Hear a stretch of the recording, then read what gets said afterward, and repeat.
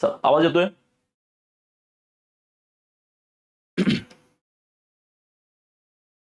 Audio आणि video दोन्ही clear आहेत का? असेल चॅट बॉक्समध्ये सांगा, म्हणजे आपल्याला लेक्चर कंटिन्यू करता येईल बघा.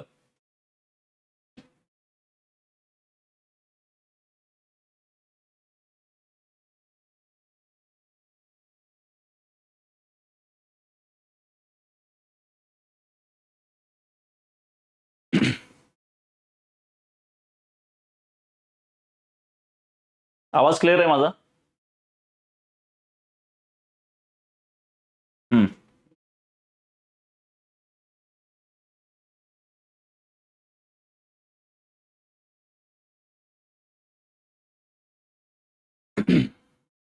ओके, चला ठीक आहे. बघा, नमस्कार विद्यार्थी मित्रांनो, स्वागत आहे तुमचं ज्ञानदीप अकॅडमीच्या या ऑनलाईन स्टडी लर्निंग प्लॅटफॉर्मवरती. सगळ्यांना नमस्कार, जय हिंद.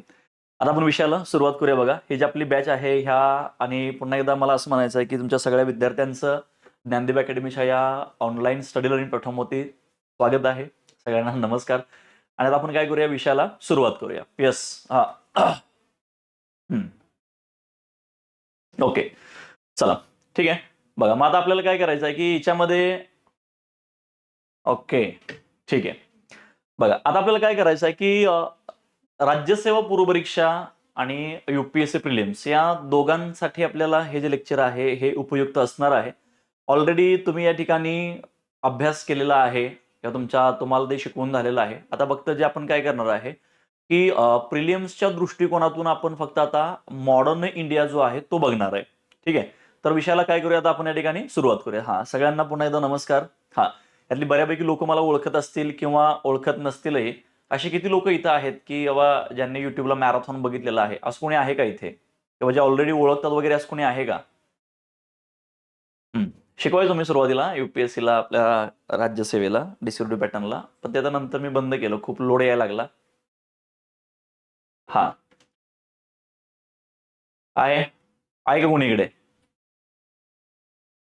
ठीक आहे, चला ठीक आहे, बघूया. मग आता आपण आपल्या लेक्चरला सुरुवात करूया. याच्यामध्ये बघा, इतिहास समजला परीक्षा जिंकली, राज्यसेवा पूर्व परीक्षा 2026-27. राज्यसेवा पूर्व परीक्षा 2026-27. ओके, वा, छान. हा, सगळ्यांचे स्वागत आणि अभिनंदनही लेक्चर बघितल्यामुळं. हा, जास्त काही, येस, जास्त काही लोड घेऊ नका. हा, ओके. जास्त काही लोड घेऊ नका. आपण काय करणार आहे, टप्प्याटप्प्यानं, हा, बेसिक पासून शिकवणार आहे. हो, बेसिक पासून शिकवणार आहे, म्हणजे जे राज्यसेवा पूर्व परीक्षेला जेवढं महत्वाचं आहे तेवढं सगळं मी तुम्हाला इथं काय करणार आहे, कव्हर करणार आहे. प्लस या बॅचचं सगळ्यात मोठं वैशिष्ट्य काय माहिती आहे का, की जर समजा माझा एखादा टॉपिक शिकवून झाला, माझा म्हणजे प्रत्येक विषयाचा जो टॉपिक शिकवून होईल त्याच्यावरती लगेच तुम्हाला 50 प्रश्न दिलेले आहेत, तेही क्लासमध्ये सोडवण्यासाठी. क्लिअर आहे? तर ते या ठिकाणी लक्षात घेणं गरजेचं आहे. बरोबर.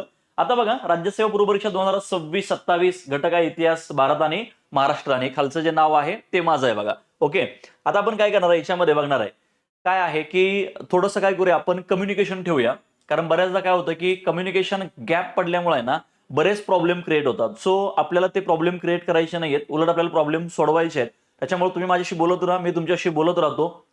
जास्त लोड घ्यायचा नाही, आणि आपण आपल्या भाषेमध्ये शिकूया, निवांत शिकूया, काही लोड घ्यायची गरज नाही. आजचं जे आहे हे आपलं लेक्चर आहे, ओरिएंटेशन लेक्चर आहे. आणि या ओरिएंटेशन लेक्चरमध्ये नेमका सिलेबस काय आहे, आजपर्यंत कोणत्या घटकावरती आयोगाने सर्वाधिक जास्त प्रश्न विचारलेले आहेत, आयोगाचा प्रश्न विचारण्याचा ट्रेंड काय आहे, या सगळ्या घटकांचा आपल्याला या ठिकाणी अभ्यास करायचा आहे. सो बघा, मग आता याच्यामध्ये की हिस्ट्री ओरिएंटेशन लेक्चर जे आहे, हे ओरिएंटेशन प्लॅन मध्ये आपल्याला नेमकं काय करायचं बघा. ह्याच्यातलं सगळ्यात पहिल्यांदा व्यक्तिमत्व आहे. बघा, लक्षात घ्या, ह्याच्यामध्ये सगळ्यात पहिल्यांदा एक स्टेटमेंट आहे. याच्यामध्ये इतिहास हा विषय जो आहे तो कठीण नाहीये, बरं का, लक्षात घ्या. काय झालंय, इतिहास हा विषय कठीण अजिबात नाही, कठीण अजिबात नाहीये. तो चुकीच्या पद्धतीने शिकवला गेलाय. म्हणजे काय आहे की आपल्या डोक्यामध्ये सगळ्यात पहिल्यांदा भ्रम असतो की इतिहास म्हणजे सनावळ्या, तीच ती नावं. क्लिअर आहे? पण तीच ती नावं नाहीयेत. काय होतं ना की इतिहासाची काही साधनं आहेत. इतिहास सांगत असताना काही साधनं आहेत.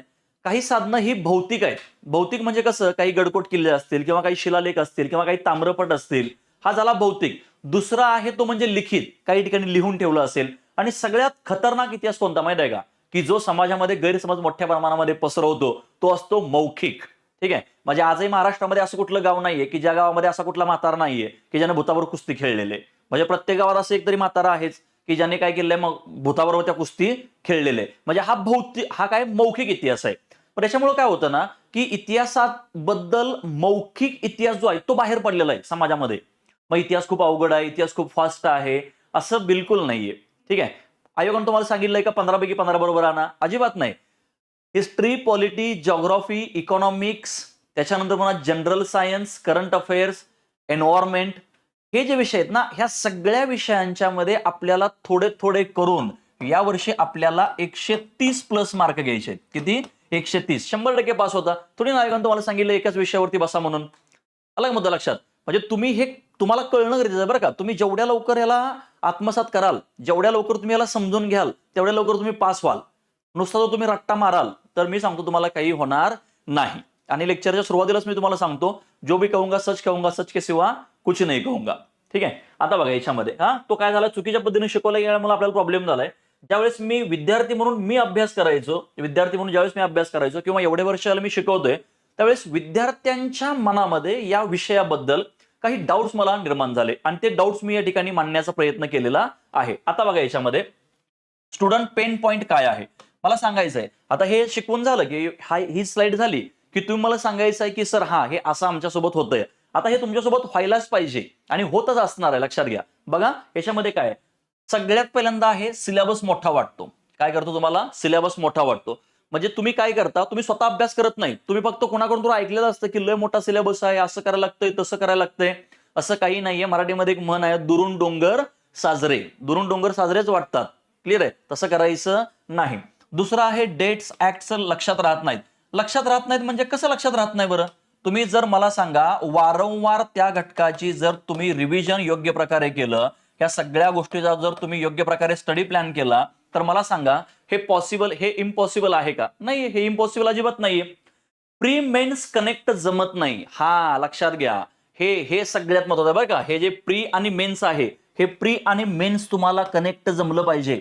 कोणते विषय हे फक्त आणि फक्त प्रिलिम्सशी संबंधित आहेत, कोणते घटक कोणते विषय नव्हे, कोणते घटक हे फक्त मेन्स पुरते लिमिटेड आहेत, कोणते घटक हे फक्त प्री पुरते लिमिटेड आहेत, हे तुम्हाला कळालं पाहिजे. आणि तिसरा मुद्दा असे कोणते घटक आहेत बा की जे प्रिलियम्स आणि मेन्स या दोघांनाही सेम आहेत. बघा लक्षात घ्या. तुम्ही महात्मा गांधीजींचा अभ्यास केला असाल. महात्मा गांधीजींच्यावरती आयोग प्रश्न तुम्हाला पोलीस भरती पासून ते युपीएससी मेन्स पेपर क्रमांक 1 मध्ये जीएसच्या आणि दुसऱ्या बाजूला इथिक्स मध्ये 7 सेन्स ऑफ गांधी ह्याच्यावर, म्हणजे इथिक्स मध्ये पण महात्मा गांधी आहेत, हिस्ट्रीमध्ये पण महात्मा गांधी आहेत. म्हणजे प्रत्येक पोस्टसाठी महात्मा गांधींच्यावर प्रश्न येतो, पण डिफरंट खूप आहे याच्यामध्ये. पोलीस भरतीला सरळ आहे, कंबाईनला वेगळं आहे, राज्यसेवेला वेगळं आहे, युपीएससीला वेगळं आहे, इथिक्स मध्ये वेगळं आहे.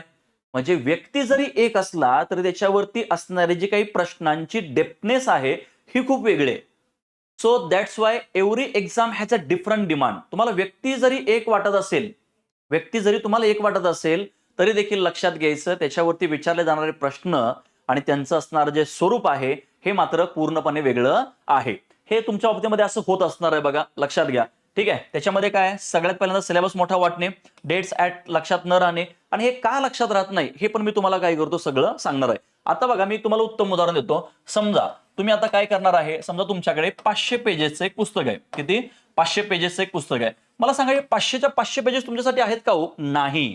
तर लक्षात घ्यायचं, हे 500 पेजेस स्टुडंट काय करतात माहिती आहे का, हे जे 500 पेजेसचं जे बुक आहे ना त्याला ते टार्गेट करतात. सगळ्यात महत्वाचं काय करतात, त्या बुकला टार्गेट करतात. नाही, असं अजिबात करायचं नाही. तुम्हाला जे टार्गेट करायचं आहे ना ते टार्गेट करायचं आहे सिलेबसला. आला मुद्दा लक्षात? तुमचं टार्गेट काय पाहिजे? सिलेबस पाहिजे. तुमचं टार्गेट पुस्तक असता कामा नये. जर तुम्ही पुस्तकाला टार्गेट करत असाल तर स्पर्धा परीक्षा तुम्हाला 100% टार्गेट करणार आणि तुम्ही 100% बाहेर पडणार. ही काळ्या दगडावरची पांढरी रेष आहे आणि हेच अंतिम सत्य आहे.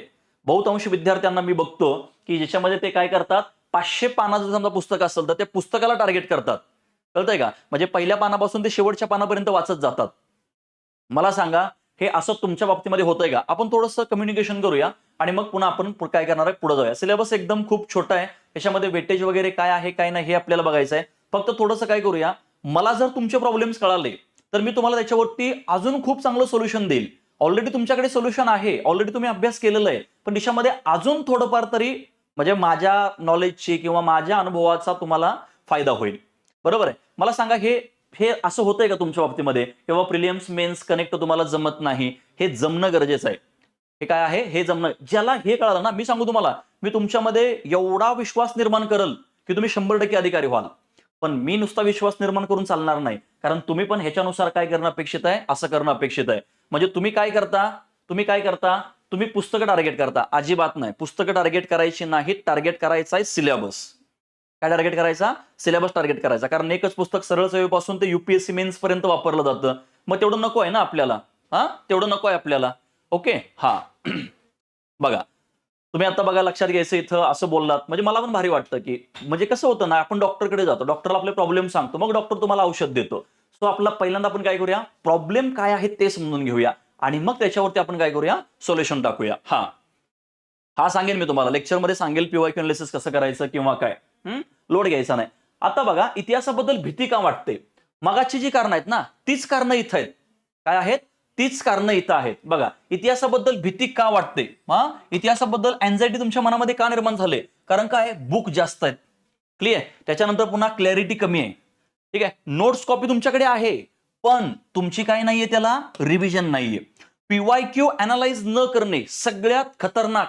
तुम्हाला जर कोणी जिंकून देत असेल ना, जिंकून, तर हे पीवायक्यू देणार. काय देणार? हे पीवायक्यू देणार. फॅक्च्युअल वर्सेस अनालिटिकल फरक न कळणे. बघा, लक्षात घ्यायचं. हे बघा, मी आता काय करतो, इथं तुम्हाला काही गोष्टी सांगतो. सगळ्यात महत्वाचं म्हणजे बघा, लक्षात घ्यायचं, कोणत्याही टॉपिकचा अभ्यास करत असताना बघा, मी काय सांगतोय व्यवस्थित ऐकायचं, काही गडबड गोंधळ करायचं नाही.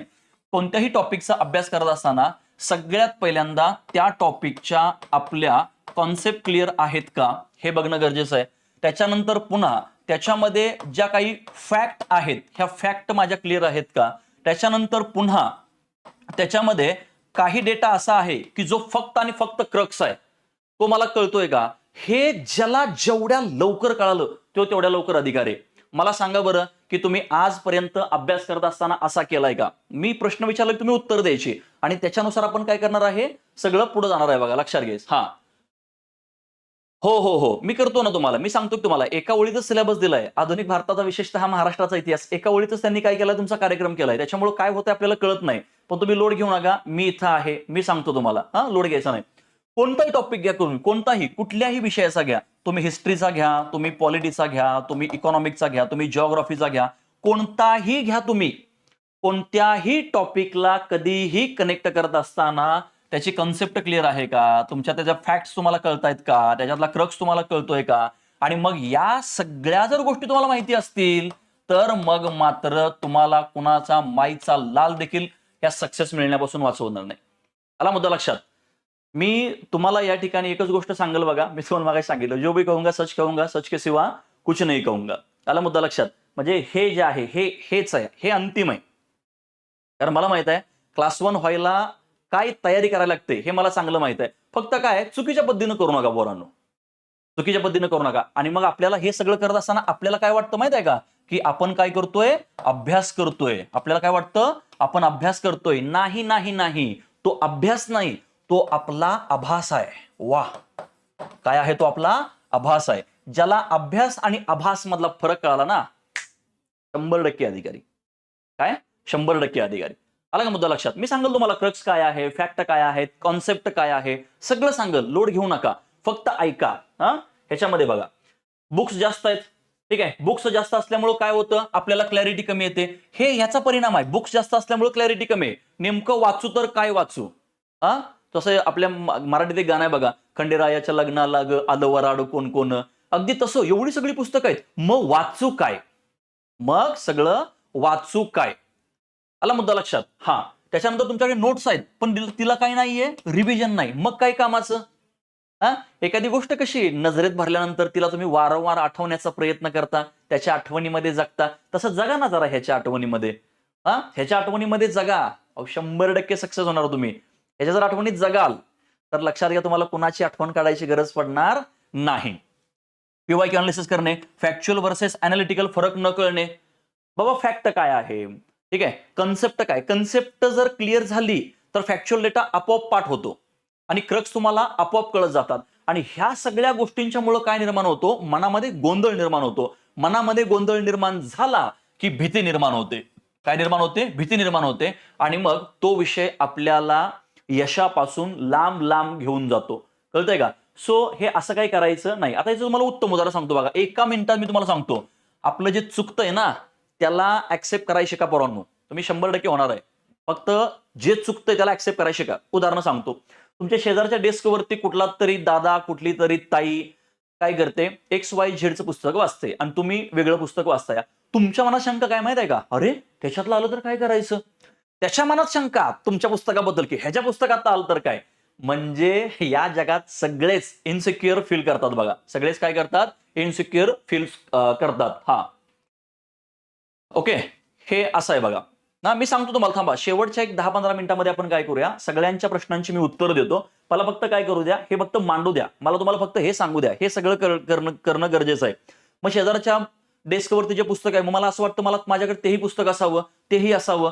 म्हणजे काय झालं माहिती आहे का? पुस्तकं झाली जास्त, पुस्तकं झाली जास्त, याचं नॉलेज झालं कमी. बरं, जे वाचलंय त्याला रिव्हिजन मिळालीच नाही. मग ते कसं आठवलं सांगा बघूया. कसं आठवल? एखादी वाईट जर घटना तुमच्या आयुष्यामध्ये घडली असेल 10-12 वर्षापूर्वी, तरी तुम्हाला ती आठवते. का बरं? कारण त्या गोष्टीचं वारंवार चिंतन म्हणून तुम्ही कधी ना कधी कुठं ना कुठं मनामध्ये करताय. अगदी तसंच या ठिकाणी इथं आहे बघा. हा, अगदीच इथं आहे. त्याच्यामुळे इतिहासाबद्दल तुम्हाला काय वाटते? भीती वाटते. भीती वाटून घ्यायची नाही. आता बघा, ह्या इतिहासामध्ये आपल्याला काय करायचं? त्याचे 3 प्रकार आहेत. एक प्राचीन आहे, एक मध्ययुगीन आहे आणि एक आधुनिक आहे. आणि या आधुनिक भारताचा, विशेषतः महाराष्ट्राचा इतिहास काय करणार आहे? आपण बघणार आहे. आणि हे जे काही प्राचीन आणि मध्ययुगीन आहे, हे दुसरे सर तुम्हाला काय करणार तिथं शिकवणार आहे. त्याच्यामुळं आपण या ठिकाणी काय करणार आहे, जो आधुनिक भारताचा, विशेषतः महाराष्ट्राचा इतिहास जो आहे, तो देखील आपण या ठिकाणी अभ्यास करणार आहे. आणि UPSC प्रिलियम्स एज वेल एज राज्यसेवा प्रिलियम्स यांना देखील ह्या सगळ्यांनाच हे लेक्चर काय पडणार आहे? उपयोगी पडणार आहे. ठीक आहे. याच्यातला पुढचा मुद्दा बघा, अभ्यासक्रम काय आहे? राज्यसेवा पूर्व परीक्षेचा अभ्यासक्रम एका ओळीत सांगितलाय त्यांनी. एका ओळीत. काय? एका ओळीत. बघा इथं आहे, भारताचा इतिहास आणि भारतीय राष्ट्रीय चळवळीचा इतिहास. मी सांगू तुम्हाला, वाक्यात आहे, वाक्यात. हे आहे ना, हे भारतीय राष्ट्रीय चळवळ. भारतीय राष्ट्रीय चळवळीचा इतिहास म्हणजे 1885 ते 1947. एक.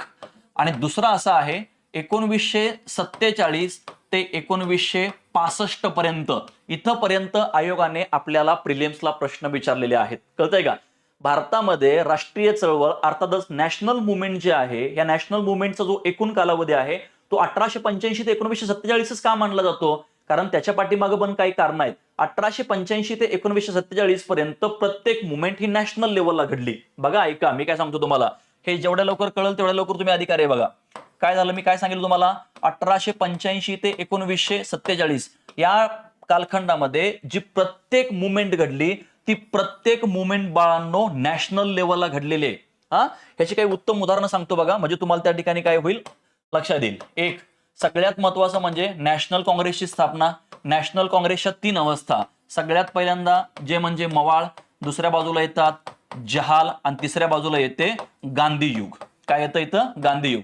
गांधी युगामध्ये घडणाऱ्या सगळ्या घटना या नॅशनल लेवलला घडलेल्या आहेत. सगळ्यात पहिल्यांदा नॉन कॉपरेशन मुवमेंट आहे, देन स्वराज पक्ष आहे, सायमन कमिशन, नेहरू रिपोर्ट, 1930 ची सविनय कायदेभंग चळवळ, गोलमेज परिषदा, त्याच्यानंतर पुन्हा 1935चा कायदा, त्याच्या माध्यमातून असणाऱ्या 1936 ला झालेल्या प्रांतांच्या निवडणुका, 1940 ची ऑगस्ट ऑफर आणि 1942 ला चल्ले जाव आंदोलन. म्हणजे सगळ्या मुवमेंट्स काय घडल्या? नॅशनल लेवलला घडल्या. दुसऱ्या बाजूला जहालांचा जो एकूण कालावधी आहे, तो जहालांचा कालावधी आहे आपल्याकडे 1905 ते 1920. मग या 1920 ते 1905 ते 1920 या कालखंडामध्ये काय घडलं? 1905 ला बंगालची फाळणी घडली. बंगालच्या फाळणीच्या विरोधामध्ये संपूर्ण भारतभर आंदोलनं झाली. स्वदेशी आंदोलनाला पाठिंबा मिळाला आणि रिसेंटली 2024च्या राज्यसेवा पूर्व परीक्षेला आयोगाने याच्यावरती प्रश्न विचारला. देन इथं 1909चा मोर्ले मिंटो सुधारणा कायदा आहे. देन ह्याच्यामध्ये 1907 ला सुरत अधिवेशन, की ज्याच्यामध्ये नॅशनल काँग्रेसमध्ये फूट पडली, त्याच्यावरती आयोगाने प्रश्न विचारलाय. 1909चा मोर्ले मिंटो सुधारणा कायदा, त्याच्यावरती आयोगाने प्रश्न विचारलाय. 9 जानेवारी 1915 ला महात्मा गांधी भारतामध्ये आले, त्याच्यावरती आयोगाने प्रश्न विचारलेला आहे. महात्मा गांधींचं दक्षिण आफ्रिकेमध्ये असणारं कार्य, तिथून त्यांनी चालू केलेली वृत्तपत्र, त्या ठिकाणी त्यांनी स्थापन केलेल्या संस्था, या सगळ्यांच्या वरती आयोगाने आहे असे प्रश्न विचारलेले आहेत. 1916 ची होम रूल परिषद, होम रूल चळवळ असेल, त्याच्यानंतर लखनौ अधिवेशन असेल. याच कालखंडामध्ये म्हणजे आंतरराष्ट्रीय स्तरावरती एक घटना घडली, फर्स्ट वर्ल्ड वॉर 1914 ते 1918. त्याचा परिणाम जालियनवाला बाग हत्याकांड, 1919चा कायदा, मॉन्टेग्यू चेम्सफोर्ड सुधारणा कायदा, त्याच्यावरती आयोगाने प्रश्न विचारलेले आहेत. म्हणजे एवढं सगळं ह्या कालखंडामध्ये घडलेलं आहे.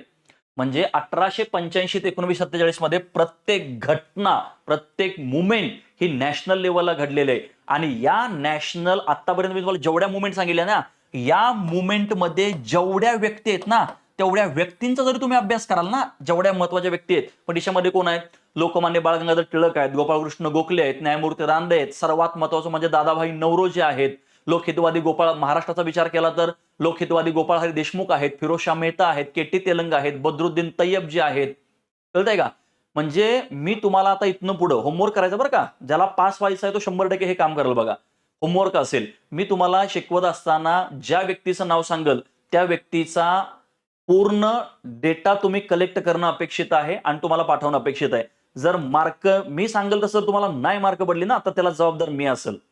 पण त्याला जबाबदार मी केव्हा असेल, त्यासाठी काही टर्म्स अँड कंडिशन्स आहेत. मी जसं सांगेल तसं जर तुम्ही अभ्यास कराल प्रिलिम्सला, तर मग मात्र या ठिकाणी 100% तुम्हाला फायदा झाल्याशिवाय राहणार नाही. आला मुद्दा लक्षात? म्हणून लक्षात घ्यायचं या ठिकाणी काय आहे, भारताचा इतिहास आणि भारतीय राष्ट्रीय चळवळीचा इतिहास, म्हणजे ज्या ठिकाणी प्रत्येक मुवमेंट नॅशनल लेवलला घडली ना, तिला आपण राष्ट्रीय चळवळ असं म्हणतोय. आणि मग भारताचा इतिहास आहेच. मग इथं भारताचा इतिहास आहे तरी काय, 15 प्रश्न आहेत टोटल. बघा, सांगा मला किती आहेत? 15 प्रश्न आहेत तुम्हाला. आता हे जे काही 15 प्रश्न आहेत, ह्या 15 प्रश्नांच्या मध्ये 10 प्रश्न हे फक्त मॉडर्न इंडियाला आहेत. ठीक आहे. आणि बाकीचे राहिलेले जे काही 5 प्रश्न आहेत ते एन्शियंट आणि मिडियलवर आहेत. कळतंय? म्हणजे ह्यो एवढा सगळा विषय आहे. कळतंय? म्हणजे हे महत्वाचं आहे, तुम्हाला हे समजून घ्या. एका वाक्याचा इतिहासामध्ये लय मोठा सिलेबस आहे तो. समजून घेऊया आपण याला काय आहे. तुम्ही लोड घेऊ नका, मी आहे इथं. आधुनिक भारताचा विशेषतः महाराष्ट्राचा इतिहास आहे. आता वेटेज बघूया आपण आणि वेटेजनुसार ठरवूया की आपण कशाला जास्त फोकस करायचा आहे आपल्याला. ठीक आहे. आधुनिक भारताच्या इतिहासावर आतापर्यंत 134 प्रश्न विचारलेत. किती प्रश्न विचारल्यात? 134 प्रश्न आयोगाने आतापर्यंत विचारलेले आहेत 2013 पासून. हो, माइंड मॅप मध्ये सगळं आहे. सगळं आहे माइंड मॅप मध्ये. माझं तर म्हणणं असं, तुम्ही माइंड मॅप वापरायला पाहिजे. माइंड मॅप प्लस आयोगाचे प्रश्नपत्रिका, बस विषय संपला. मी सांगतो तुम्हाला, जरा थांबा. आपण काय करणार आहे, आज रणनीती आखणार आहे. फक्त एक थोडा वेळ ऐकून घ्या माझं, मला काय सांगायचंय. देन मी तुमच्या सगळ्यांच्या प्रश्नांची उत्तर देतो. आणि तुमच्या डोक्यामध्ये जर इतिहासाबद्दल कुठं काही जर भीती वगैरे असेल तर ती तुम्ही काढून टाका. मी तुम्हाला खूप चांगल्या पद्धतीने इतिहास शिकवतो. आला मुद्दा लक्षात? ज्यांनी युट्यूबला माझे मॅरेथॉन बघितलेले आहेत त्यांना माहिती आहे बघा. आणि एक गोष्ट माझ्यासाठी खूप महत्वाची आहे आणि ती की ज्या गोष्टीवरती मला प्राऊड फील आहे, ते म्हणजे महाराष्ट्रामध्ये इतिहास शिकवणारा मी एकमेव असा माणूस आहे की ज्याच्या व्हिडिओजला मिलियन व्ह्यूज आहेत. ज्याच्या व्हिडिओजला मिलियन व्ह्यूज आहेत. तुम्ही जर माझं नाव टाकाल, ज्यांनी कोणी बघितलं नाही त्यांच्यासाठी सांगतोय, ज्यांनी बघितलंय त्यांना माहिती आहे. नंदकुमार सर हिस्ट्री सर्च करा युट्यूबला जाऊन, तुम्हाला देशामध्ये कळेल. 11.5 तासाच्या व्हिडिओला, तर काय तासा 2 तासाचा व्हिडिओ नाहीये, म्हणजे जवळपास एक दिवस व्हिडिओ, 12 तासाच्या व्हिडिओला 1 मिलियन व्ह्यूज आहेत. ठीक आहे. आणि ते सगळं रिझल्ट ओरिएंटेड. पाठीमागच्या वर्षी जी राज्यसेवा मुख्य परीक्षा झाली, 60 प्रश्नांच्या पैकी 42 प्रश्न हे त्या 11.5 तासाच्या व्हिडिओ होतो नाहीत. आला मुद्दा लक्षात? महत्वाचं आहे बघा ते.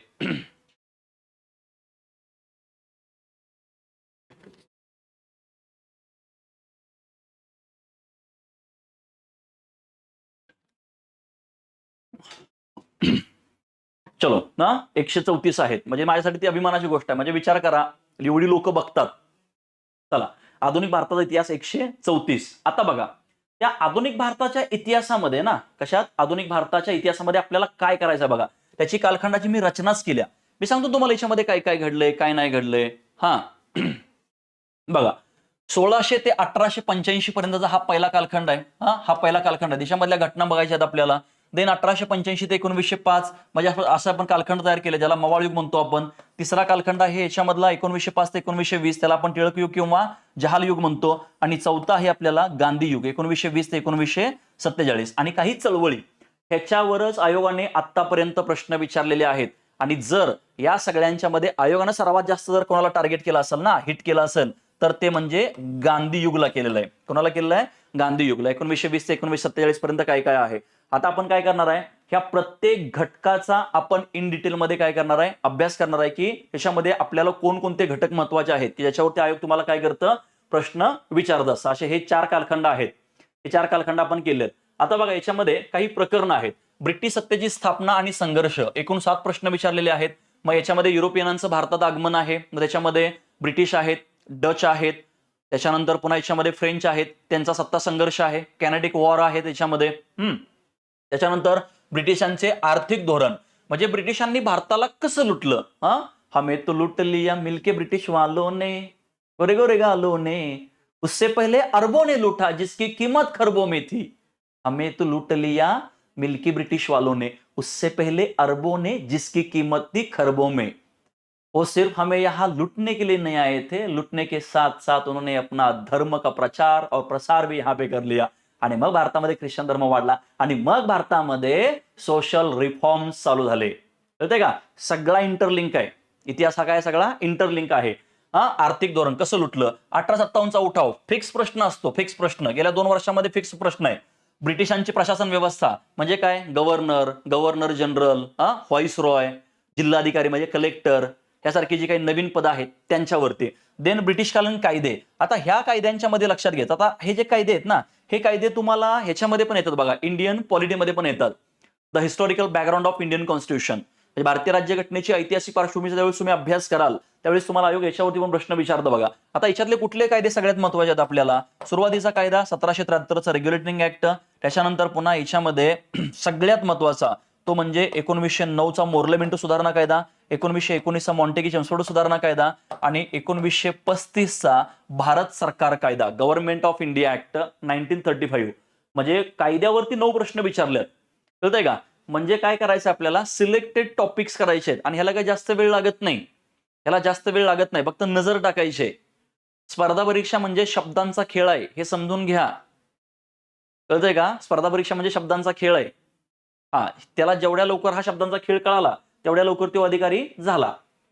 देन सामाजिक सुधारणांच्या मध्ये बघा, भारतावरती एकूण 5 प्रश्न विचारल्यात, महाराष्ट्रावरती आतापर्यंत 25 प्रश्न विचारल्यात, महिला ज्या आहेत त्या महिलांच्यावरती आजपर्यंत 8 प्रश्न विचारल्यात, दलित सुधारणा चळवळी 7 प्रश्न विचारल्यात, ब्राह्मणेतर चळवळीवरती 5 प्रश्न विचारल्यात, मुस्लिमांच्या मधील सुधारणा 2 आहेत, वृत्तपत्र, शिक्षण आणि व्यापार ह्याच्यावरती एकूण किती आहेत तर 6 प्रश्न विचारलेले आहेत आयोगाने. किती प्रश्न विचारलेत, 6 प्रश्न विचारलेले आहेत. देन पुन्हा स्वातंत्र्य चळवळीमध्ये बघा, स्वातंत्र्य चळवळ आपण मगाशी बघितली ना, 1885 ते 1947 या कालखंडामध्ये मात्र आयोगाने सर्वात जास्त प्रश्न विचारलेत. काँग्रेसच्या स्थापनेवरती 4 प्रश्न आहेत, मवाळ युगावरती 14 प्रश्न आहेत, जहाल युगावरती 8 प्रश्न आहेत. आता बघा लक्षात घ्या, हे मवाळ युग आणि जहाल युग आहे ना, ह्यांच्यावरती थेट प्रश्न नाहीयेत, तर ह्यांच्यामध्ये ज्या व्यक्ती आहेत ना, व्यक्ती, पर्सनॅलिटी, त्या पर्सनॅलिटींच्या वरती डिरेक्टली प्रश्न आहे. मवाळ युगातलं सगळ्यात खतरनाक व्यक्तिमत्व जर कोण असेल तर दादाभाई नौरोजी. कोण, दादाभाई नौरोजी. कोण आहेत, दादाभाई नौरोजी. दादाभाई नौरोजी म्हणजे लक्षात घ्यायचं असं व्यक्तिमत्व आहे की जे 1892 ते 1895 या 3 वर्षाच्या कालखंडामध्ये इंग्लंडच्या पार्लमेंटमध्ये निवडून जाणारं महत्वाचं व्यक्तिमत्व आहे की ज्या व्यक्तिमत्वाने भारतातील ब्रिटिशांनी संपत्ती कशा प्रकारे लुटली, ड्रेन वेल्थ ऑफ थेअरी जे आहे ही त्यांनी त्या ठिकाणी मांडली. आणि दादाभाई नौरोजी हे पहिले असे भारतीय व्यक्ती आहेत किंवा हिंदी सदस्य आहेत की जे इंग्लंडच्या पार्लमेंटमध्ये थेट निवडून गेलेत. लिबरल पार्टी म्हणजे समाजवादी पार्टीकडून सेंट्रल फिन्सबरी मतदारसंघातून डायरेक्टली निवडून जाणारं पहिलं भारतीय व्यक्तिमत्व आहे दादाभाई नौरोजी. 1892 ते 1895 या 3 वर्षाच्या कालखंडामध्ये. आणि मग त्यांनी त्या ठिकाणी ते सगळे विचार वगैरे मांडलेले आहेत. म्हणजे काय करतं की आयोग तुम्हाला पर्सनॅलिटीवर प्रश्न विचारतात, थेट प्रश्न नाहीयेत. तर कशावर प्रश्न आहेत, व्यक्तिमत्वांच्यावर प्रश्न आहेत. प्रत्येक पूर्व परीक्षेला 2-3 प्रश्न, 3 प्रश्न म्हणजे 6 मार्क हे फक्त व्यक्तीवर आधारित आहेत. कशावर, व्यक्तीवर आधारित आहेत. देन गांधी युग 36. आता बघा 2023, 24 आणि 25 सलग 3 वर्ष झालं गांधींच्यावर प्रश्न आहे, सलग 3 वर्ष झालं. पाठीमागच्या 2 ज्या काही राज्यसेवेच्या पूर्वपरीक्षा झाल्या, ज्या काही 2 राज्यसेवेच्या पूर्वपरीक्षा झाल्या त्याला इतिहास शिकवायला मीच आहे. माझं पटत नसेल तर ज्ञानदीप अकॅडमीच्या युट्यूब चॅनेलला जावा, त्याच्यामध्ये रील्सला जावा आणि त्या रील्समध्ये खाली स्क्रोल करून बघा. 10 प्रश्न विचारले होते, 10 पैकी 8, 9 हे प्रश्न जे क्लासमध्ये शिकवलंय त्याला धरून आलेले आहेत. जे मॅरेथॉनला शिकवलंय त्याला धरून आलेले आहेत. मी म्हणलं इथं प्रश्न डिझाईन होऊ शकतो, प्रश्न डिझाईन झालेला आहे. कळालं का? म्हणजे हे काही मी जास्त माझा मोठेपणा सांगत नाही, पण असं वाटतं की आपणही कुठेतरी स्पर्धा परीक्षेसाठी एक आयुष्य वाहून घेतलेलं आहे आणि त्या अनुभवाचा फायदा माझ्या विद्यार्थ्यांना झाला पाहिजे, ही एकच तळमळ असते शिकवताना. सो तुम्ही त्या लेवलनं अभ्यास करणं अपेक्षित आहे बघा. कळतंय? चलो. क्रांतिकारी चळवळींच्या वरती 8 प्रश्न आहेत. नेताजी सुभाषचंद्र 2 आणि फुटीरतावादी चळवळी ज्या आहेत, म्हणजे मुस्लिम लीग असेल किंवा त्याच्यानंतर पुन्हा हिंदू महासभा असेल, म्हणजे जातीय सांप्रदायिकता जी वाढली ना, ठीक आहे. मग मोर्ले मिंटो एक कायदा असेल त्याच्या माध्यमातून, मग पंजाब हिंदू सभा असेल, त्याच्यानंतर पुन्हा हिंदू महासभा असेल. क्लिअर आहे? म्हणजे काही संघटना अशा आहेत ज्या मुस्लिमांच्या आहेत, हिंदूंच्या मध्ये आहेत, इतर कम्युनिटीमध्ये आहेत, की ज्यांच्या माध्यमातून हा प्रॉब्लेम झालेला आहे. क्लिअर? चलो.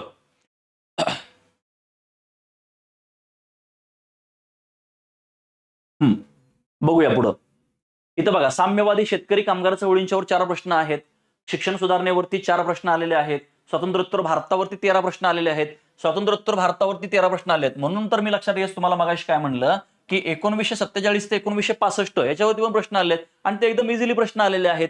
मग सर त्याच्यामध्ये पंचशील करार काय आहे, मग पहिली पंचवार्षिक योजना कधी आहे, मग प्लॅनिंग कमिशनचं काय आहे, या लेवलचेच काय केलेत प्रश्न त्यांनी विचारलेले आहेत. आता बऱ्यापैकी काय होतं ना, काही प्रश्न हे इंडियन पॉलिटीमध्ये, हिस्ट्रीमध्ये काय होतात, की ते एकमेकांना कोरिलेट करतात.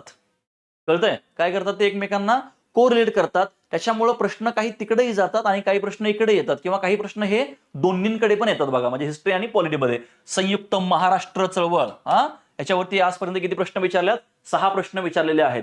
या सगळ्या प्रकरणामध्ये आपल्याला एकच शिकायचं आहे, की कोणत्या घटकाला जास्त महत्व द्यायचं आहे आणि कोणत्या घटकाला कमी महत्व द्यायचं आहे, हेच काय करायचं आपल्याला या ठिकाणी शिकायचं आहे. ओके. आता बघूया संदर्भ साहित्य काय आहे. संदर्भ साहित्य काय आहे? आता बघा, हे जुनं आणि नवीन पुस्तक नाही वाचलं तरी तुम्ही चालेल, पण हे जे 11वीचं पुस्तक आहे, हे 11वीचं पुस्तक तुम्ही वाचणं आहे बघा. राज्यसेवा पूर्व परीक्षेला हे तुम्हाला पुस्तक वाचणं आहे. कळतंय का? हे पुस्तक म्हणजे महाराष्ट्राचा इतिहास ज्यांना करायचा आहे त्यांना हे 11वीचं पुस्तक बाप पुस्तक आहे, लक्षात घ्यायचं हे.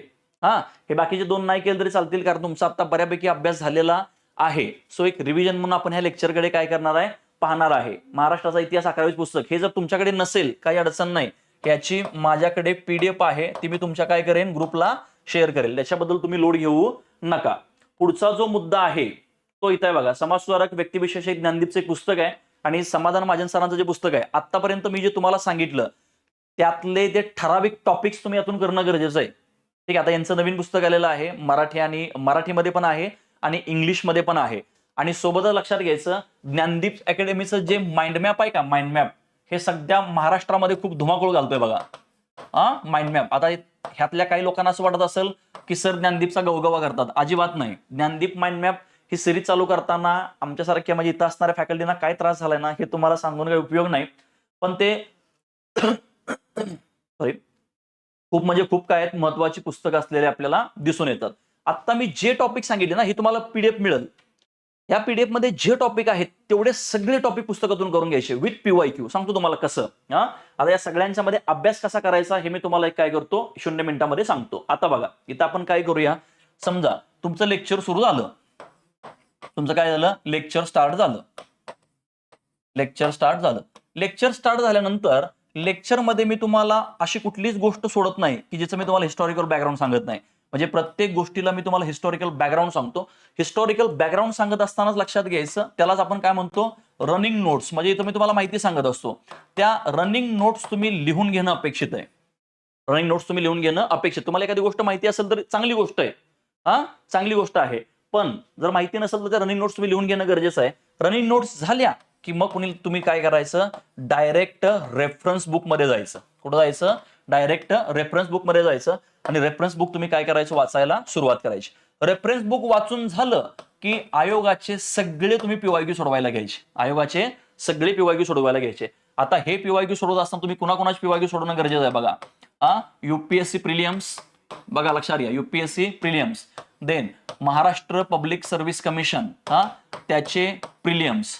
किंवा आता बघा याच्या अगोदर काय आहे की एमपीएससी सुरुवातीला काय होती, ऑब्जेक्टिव्ह पॅटर्न होते. त्याच्यामुळे तुम्ही काय करायचं आहे, एमपीएससी चे प्रिलियम्स आणि लक्षात घ्यायचं मेन्स, ह्या दोन्हींचे प्रश्न बघून घ्यायचे आहेत. कारण आपली जी प्रिलियम्स आहे ही प्रिलियम सध्या काय आहे, आपली ऑब्जेक्टिव्ह पॅटर्नची आहे. कळतंय?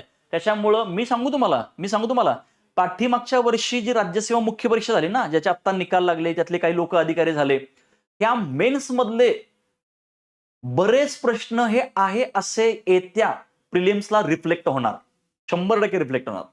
कळतंय का? काय होणार? 100% रिफ्लेक्ट होणार. कळतंय? म्हणजे आयोग तुम्हाला याच्यावर प्रश्न विचारणार. कळतंय का मी काय म्हणतोय? एमपीएससी प्रिलियम्स जेवढे पण काही क्लास 1च्या आपल्याकडे परीक्षा होतात त्या सगळ्यांच्या बघा, वनसेवेच्या बघा, त्याच्यानंतर पुन्हा इंजिनिअरिंगच्या बघा. आपल्याला काय आहे? आपल्याला फक्त पास व्हायचं आहे. हा वहिनी 130 मार्क आणायचे आहेत. आणि आता ते ह्याचं काय चालत नाही बरं का. तुम्हाला माहितीच आहे ते सीसॅट आहे क्वालिफाईंग.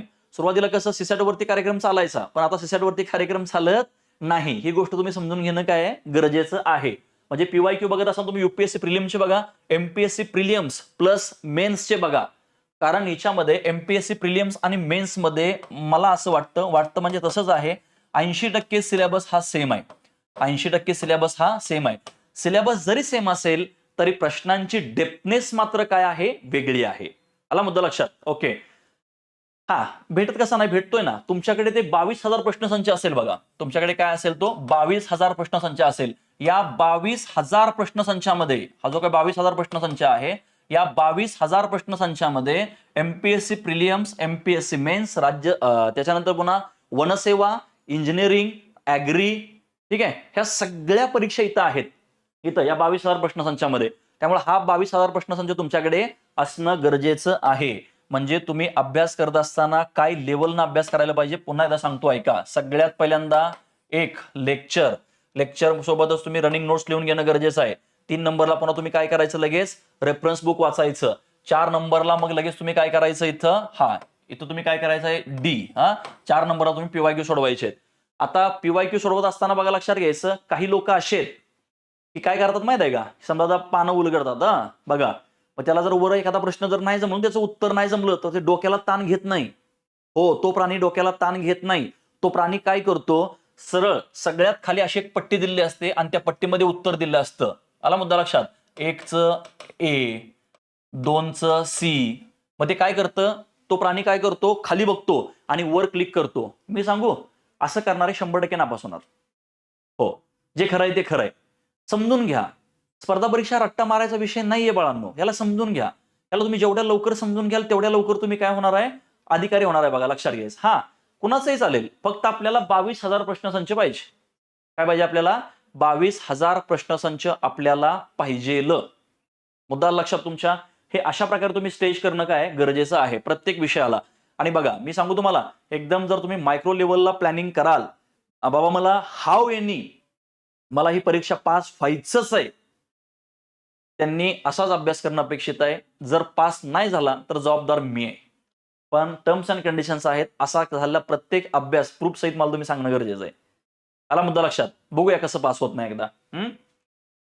धोरण काय पाहिजे बघा, स्ट्रॅटेजी काय पाहिजे आपल्याला? सगळ्यात महत्वाचं, मनात पण परंतु किंवा याला थारा नको आहे. मगाशी आपण बघितलं बघा की विषयाबद्दल भीती निर्माण होते, मग मनामध्ये गोंधळ निर्माण होतो. काय होतो? मनामध्ये गोंधळ निर्माण होतो. सोशल मीडियापासून थोडंसं लांब राहा. मी असं कधीच म्हणणार नाही की सोशल मीडिया 100% अवॉइड करा. आता कसं आहे, तो प्रत्येकाच्या विषयाचा वेगवेगळा आहे बघा, लक्षात घ्या. काय तर वेगवेगळा आहे. मी तुम्हाला इथं जे शिकवणार आहे तुम्हाला इथं, त्याच्या मी तुम्हाला पीडीएफ नोट्स देणार आहे. पीडीएफ नोट्स देणार आहे. मनात पण परंतु किंवा याला थारा नकोय. कारण लक्षात घ्या, जर ज्याच्या मनामध्ये आपण होईल का नाही झालं तर काय, शंका येणं साहजिक आहे. पण स्वतःवरती शंका घ्यायची नाही.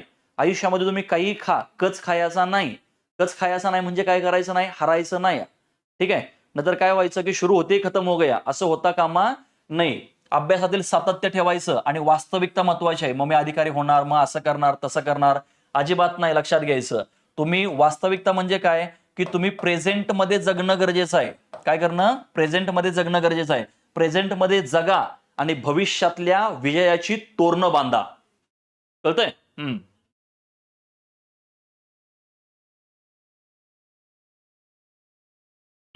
चलो, त्याच्यानंतर पुन्हा तुम्ही वेळेचं नियोजन करणं गरजेचं आहे बघा. सगळ्यात महत्वाचं, उजळणी, रिव्हिजन करणं गरजेचं आहे. पाठांतर करणं गरजेचं आहे.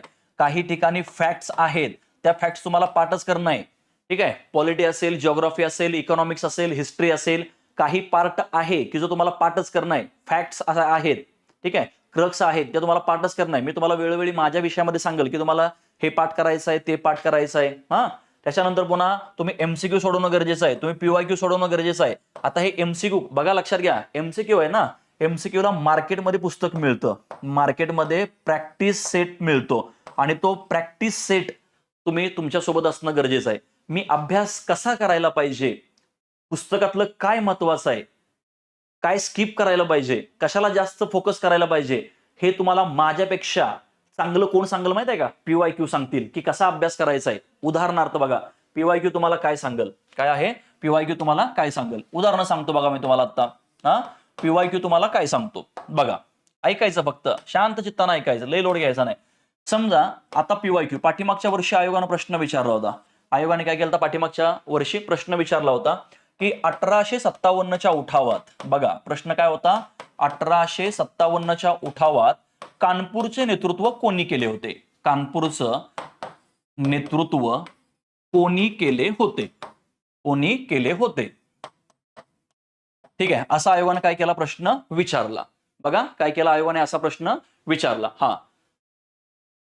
बघा समजून घ्या, फक्त असा प्रश्न विचारला की पीवायक्यू आहे हा, किंवा 1857च्या उठावात कानपूर याचे नेतृत्व कोणी केलं. किती लोकांनी पीवायक्यू सोडवल्यात, पाठीमागच्या वर्षीचा प्रश्नपत्रिका बघितल्यात, पाठीमागच्या 1-2 वर्षाच्या आज कोणी आहे का आपल्याकडे, त्याला कळेल बघा लगेच की मी काय लागलोय सांगायला. असा प्रश्न विचारला, 1857च्या उठावात कानपूर येथे नेतृत्व कोणी केलं. मग तुम्ही काय करायला लागला, आता समजा 1857च्या उठावाचा अभ्यास करायला लागला. ठीक आहे, आता हे पुस्तक आहे, समजा हे पेज आहे त्याचं. ठीक आहे, काय हे पेज आहे, हे 1 2 3 4 5 6 7 8 10 12 20 काय असेल, त्याच्या काय असतील, लाईन्स असतील. काय आहे, लाईन असतील. ठीक आहे, म्हणजे हे पेज आहे. मग तुम्ही प्रश्न बघितला, 1857च्या उठावाचं नेतृत्व कोणी केलं, वाचायला लागला. मग हा प्रश्न तुम्हाला काय सांगतो माहिती आहे का, हा प्रश्न तुम्हाला सांगतो कोणतं ठिकाण आहे, हा प्रश्न तुम्हाला सांगतो की कोणत्या ठिकाणचं नेतृत्व कोणी केलेलं आहे. मग तुम्ही या ठिकाणी लगेच येणार, झाशी या ठिकाणी राणी लक्ष्मीबाई यांनी नेतृत्व केलं होतं, बेगम हजरत महाल यांनी अवध या ठिकाणी नेतृत्व केलं होतं. मग तुम्ही त्याला काय करणार, अंडरलाईन करणार. म्हणजे how to read the books कोण सांगेल तुम्हाला, तर ते म्हणजे पीवायक्यू सांगतील. कोण सांगतील, पीवायक्यू सांगतील. त्या उदाहरणातून तुम्हाला कळालं का? बघा हा प्रश्न तुम्हाला कळाला असेल. म्हणजे पुस्तक कसं वाचायचं हे तुम्हाला कोण शिकवल, पीवायक्यू शिकवतील. कोण मी तर तुम्हाला सांगेलच, मी तर तुम्हाला अप्रोच सांगेलच या ठिकाणी, काही अडचण नाही. आणि जे एमसीक्यू आहेत ना, एमसीक्यू बघा लक्षात घ्यायचं, एमसीक्यू एमसीक्यू तुम्हाला काय सांगतील माहिती आहे का. आता एमसीक्यू मध्ये पण काय असतं की समजा ते पुस्तक असतं प्रॅक्टिस, त्याच्यामध्ये इंडेक्स असतं. मग तुम्ही काय करायचं, आता तुम्ही 1857चा उठाव वाचलेलं आहे, पीवायक्यू सोडवले, लगेच इथं जायचं लगेच, आणि मग तिथं जशा आपल्या टेस्ट सिरीज असतात का तसं ते असतं, मग ते सोडवायचं. माझा अभ्यास किती झालाय हे बघायचं असेल तर एमसीक्यू सोडवणे, आणि मी अभ्यास कसा करायला पाहिजे हे जर मला बघायचं असेल तर मला काय बघावे लागतील, पीवायक्यू बघावे लागतील. So importance of PYQ and MCQ दोन्ही आपल्याला तेवढेच महत्वाचे आहेत. एका नाण्याच्या 2 बाजू आहेत इथं. काय ते, एका नाण्याच्या 2 बाजू आहेत. चलो, ताणतणावाचं नियोजन करा बरं का. हे बघा, ज्या वेळेस तुम्ही हे स्ट्रेस मॅनेजमेंट कराल ना, स्ट्रेस मॅनेजमेंट कराल त्यावेळेस हे सगळे प्रश्न आहेत ना तुमचे आपोआप सुटून जातील. थोडं थोडं करा, पण दररोज करा. ठीक आहे, म्हणजेच काय रे बाळांनो, सातत्य आणि वास्तविकता हे 2 शब्द काय आहेत आपल्यासाठी खूप महत्वाचे आहेत. चलो, काय करायला पाहिजे बघा, टू डू.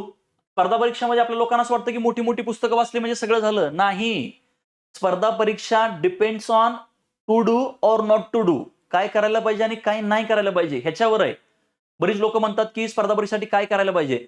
अरे बाबा, पण काही न करण्यानं पण आपण अधिकारी होतो. समजा एखादा प्रश्न आपण अति आत्मविश्वास सोडवला, आपल्याला माहित आहे ते चुकीचं आहे, तरी पण आपण दिला तुक्का मारून, आणि तोच प्रश्न 100% चुकला आणि 1 मार्क तुम्हाला कमी पडला. 116चं मेरिट लागलं, तुम्हाला 115 मार्क पडले. कसं वाटेल, कसं वाटेल, बरोबर आहे ना. म्हणून जर तुम्ही तो प्रश्न सोडवला नसता तर विषय झाला नसता, सवालही पैदा नाही होता. कळतंय का. असं आहे, अभ्यासक्रम सगळ्यात पहिल्यांदा समजून घ्या. सिलेबस टार्गेट करा, पुस्तक टार्गेट. अजूनही सांगतोय, ज्याला उद्या क्लास 1 व्हायचं आहे, ही जी आपली परीक्षा ही क्लास 1ची आहे, ज्याला समाजामध्ये मान सन्मान घ्यायचा आहे त्याने अभ्यासक्रम समजून घ्या. पुस्तकं समजून घेऊ नका, पुस्तकं समजून नाही घ्यायची, आपल्याला अभ्यासक्रम समजून घ्यायचा आहे. ठीक आहे, कोणत्या टॉपिकवरती आयोगाने वारंवार प्रश्न विचारलेले आहेत, म्हणजे पुन्हा तेच ते रिपीट झालेलं आहे. पाठीमागच्या वर्षी आयोगाच्या प्रश्नपत्रिकांचा अभ्यास करा आणि एक स्वतःची रणनीती ठरवा. देन कोणते घटक तोंडपाठ करायचे आहेत, नेमकं काय तोंडपाठ करायचं आहे याला लक्षात घ्यायचं. आपण काय म्हणूया, याला क्रक्स म्हणूया. आपण काय म्हणूया, आपण क्रक्स म्हणूया. समजा क्रक्स म्हणजे काय? 1857चा उठाव. आता बघा 1857चा उठाव हा काय आहे? 1857चा उठाव ही कन्सेप्ट आहे. तिच्यामध्ये फॅक्ट काय आहे? नावं आहेत. तिचा क्रक्स काय आहे? की बाबा 31 मे 1857 ही उठावाची काय होती? नियोजित तारीख होती. म्हणजे असा काही फॅक्ट्स, क्रक्स आणि फॅक्ट्स ह्या एकाच नाण्याच्या दोन बाजू आहेत. त्या एकाच नाण्याच्या काय आहेत? दोन बाजू आहेत. म्हणजे तुम्हाला हे जेवढ्या लवकर कळल तेवढ्या लवकर तुम्ही काय होणार इथं? अधिकारी होणार आहे. अभ्यासक्रमाचं सूक्ष्म वाचन करा, घाई गडबड करायची नाही. माझं काय म्हणणं आहे, जर समजा तुमची 4च पानं वाचून झालेली आहेत, ही 4च पानं वाचा, पण ह्या 4 पानावरती कसाही प्रश्न आला तर प्रश्न नाही सुटला पाहिजे. आला मुद्दा लक्षात? सूक्ष्म पुस्तक मी अजून सांगतोय, पुस्तकं टार्गेट करायची नाहीत, सिलेबस टार्गेट करायचं आहे आपल्याला. उजळणीचं वेळापत्रक तयार करा. म्हणजे काय करा? त्याला वारंवार रिव्हिजन द्या बाळांनो. काय करा? त्याला वारंवार रिव्हिजन द्या. केलेल्या नियोजनाची सातत्यानं अंमलबजावणी झाली पाहिजे. नाहीतर काय होतं, कधी कधी आपण होतं बघा, ही ह्युमन टेंडन्सी आहे, मला माहिती आहे की कधी कधी आपण काय करतो, एकदम जोशमध्ये येतो, दिवसभर आपण हलतच नाही, चहा प्यायला जात नाही, किंवा काही काही वेळेस आपण असं टाइम टेबल बनवतो 5 ते 6, लगेच 6:10 ते लगेच 7:10, लगेच 7:15, म्हणजे 5-5 मिनिटाचा गॅप टाकून. लक्षात घ्या, we are human, not a machine. So एवढा स्वतःला त्रास करून घेऊ नका. हे एवढं अवघड नाही. कळतंय का मी काय म्हणतो तुम्हाला? मला एक गोष्ट सांगा, मगापासून मी तुम्हाला जे सगळं सांगायला लागलो, एका मिनिटात मला उत्तर द्या, आपण पुढे जाऊया. हे राहू द्या जरा. मगापासून मी जे तुम्हाला सगळं सांगायला लागलेलो आहे, ते जर आहे तसं जर तुम्ही फॉलो केलं, तर तुम्हाला वाटतंय का की आपण 100% येणारे प्रिलिम पास होईल? मी मगापासून जे सांगतोय, असं कोणी आहे का इथं, की सर आतापर्यंत आम्ही असं काही केलेलं नाही, जरा केलंय पण बऱ्यापैकी थोडंसं चुकलंय कारण आम्हाला माहिती नव्हतं, असं आहे का? तुम्हाला वाटतं का की आपण आहे या जर शेड्यूलनुसार न गेलो तर आपण अधिकारी होऊ शकतो? हा विश्वास तुमच्या मनात निर्माण झालाय का? कारण बघा, ही जे तुम्ही यश मिळवणार आहे ते तुमच्या एकट्याचं नसणार आहे. ते यश मिळवण्यामध्ये आमची महत्वाची भूमिका आहे. तुमची सगळ्यात आमच्यापेक्षा तुमच्या सगळ्यांची महत्वाची भूमिका आहे. तुम्हाला सपोर्ट करणाऱ्या प्रत्येकाचा देशामध्ये सहभाग असणार आहे. आला मुद्दा लक्षात? म्हणजे हे जर आपण असंच करायचंय, आता काय करायचं आपल्याला? असंच करायचंय, ह्याच्या पलीकडे जायचं नाही. येस, हा रुटीन फॉलो होत नाही. हा सगळ्यात महत्वाचं आहे, रुटीनच फॉलो व्हायला पाहिजे ना. प्रॉब्लेम तर हाय आपला प्रॉब्लेम तर हाय की आपलं रुटीनच फॉलो होत नाही.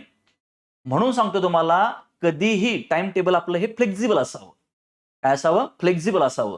कळतंय का? म्हणजे स्वतःला तुम्हाला माफ करता आलं पाहिजे, स्वतःला तुम्हाला संधी देता आली पाहिजे. हसत खेळत जाऊया, लय लोड घेऊ नये का, बघा लक्षात घ्या. कळतंय का? हा लय लोड घेऊ नका, होईल सगळं व्यवस्थित. करू आपण, सगळं करूया, काही अडचण नाही. हा चलो, हा बघूया आपण. मॉक टेस्ट द्यायची, टेस्ट सिरीज. मार्क कमी पडली मागे सरायचं नाही, काय चुकलंय हे बघायचं. मी सांगू तुम्हाला, सगळ्यात घाण काय माहित आहे का? माणसाला आहे ना स्वतःच्या चुका दिसत नाहीत. इथं चूक दिसली पाहिजे. इथं काय दिसली पाहिजे? चूक चूक इथं दिसली पाहिजे तुम्हाला. आला मुद्दा लक्षात? हा कन्सिस्टन्सी राहिलं पाहिजे, सगळ्या गोष्टी आहेत. म्हणजे रिव्हिजन तुम्ही डेली करा, वीकली करा, ठीक आहे, 15 दिवसाला करा, पण करा. कारण काय, जर तुम्ही रिव्हिजन नाही केलं तर ते विसरून जाणार आहे, आणि साहजिक आहे. तुम्ही विज्ञानामध्ये ऐकलं असेल की 25 सेकंदापर्यंत जर समजा आपण एखादी अशी वस्तू नेली, तर ती फक्त 25 सेकंद पर्यंत आपल्या डोळ्यासमोर राहते, नंतर तिला आपण विसरून जातो. कळतंय का? विजिबिलिटी जी आहे ही जास्त वेळ टिकत नाही. ती का बरं? कारण त्याची कारणं पण तशी आहेत. मग अगदी तसंच आहे ना इथं. हा इथं पण अगदी तसंच आहे. चलो, ओके. काय करायचं नाही, डोंट. विनाकारण तज्ञ होण्याचा प्रयत्न करायचा नाही. फॅक्च्युअल प्रश्न आहे, आपल्याला जे विचारले तेवढंच सांगायचं, तिथं शहाणपणा करायचा नाही, तज्ञ व्हायचं नाही. सांगतो मी तुम्हाला, सगळं सांगतो. पापड पसारा परीक्षेला न येणारा भाग काय करायचा? सोडून द्या. विनाकारण जास्त विचार करू नका, कारण चिता आणि चिंता ह्या माणसाला जळवणारे आहेत. माझं काय म्हणणं आहे माहिती आहे का? इंग्लिशमध्ये एक प्रोवर्ब आहे बघा, action speak louder than words. Action speak louder than words. म्हणजे बोलण्यापेक्षा, बघा तुमच्या डोक्यात आहे ना, मी सांगतो तुम्हाला तुमच्यातली ताकद कशी ओळखायची. कधी कधी आहे ना, तुम्ही एकटे बसलेला असाल, प्रवासातून जात असाल, तर तुमच्या डोक्यात अशा काही कल्पना येतात ना अभ्यासाच्या, पण एवढ्या खतरनाक कल्पना येतात, पण त्याची अंमलबजावणी होत नाही. प्रॉब्लेम तो आहे. होतंय का असं? होतंय, मला माहित आहे ना.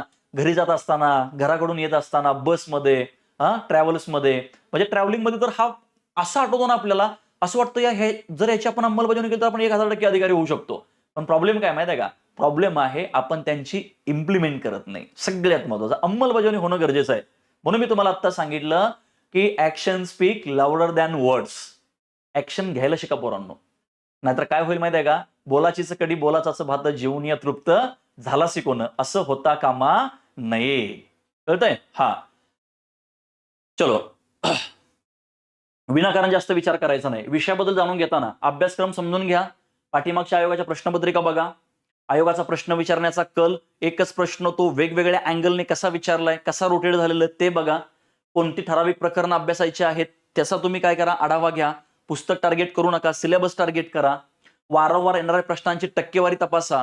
कळतंय का? देन पुन्हा एखादा तोच तो प्रश्न वेगळ्या अँगलने कसा विचारलाय हे सगळं आयोगाने तुम्हाला त्याच्यामध्ये सांगितलेलं आहे. क्लिअर आहे? आता ह्या सगळ्या गोष्टींच्या मध्ये आपण काय करूया, आता थोडंसं आपण चर्चा करूया, किंवा नेमका आता तुमचे प्रॉब्लेम सांगा, त्या तुमच्या प्रॉब्लेमवरती काय करणार आहे आता आपण बोलणार आहे इथं. ठीक आहे? तर अशा पद्धतीनं राज्यसेवा पूर्व परीक्षा असेल किंवा युपीएससी प्रिलिम्स असेल, याच्या बाबतीमध्ये जवळपास सगळा सिलेबस हा सेमच आहे. कारण आता महाराष्ट्र लोकसेवा आयोगाची जी काही परीक्षा आहे राज्यसेवा आणि केंद्राची जी आपली सीएस आहे, सिव्हिल सर्व्हिस जे आहे, त्यांचा आता दोघांनाही सिलेबस सेमच आहे आपल्याकडे. ठीक आहे? फक्त सीएस ला काय असेल, महाराष्ट्रातला एखादा प्रश्न असणार नाही.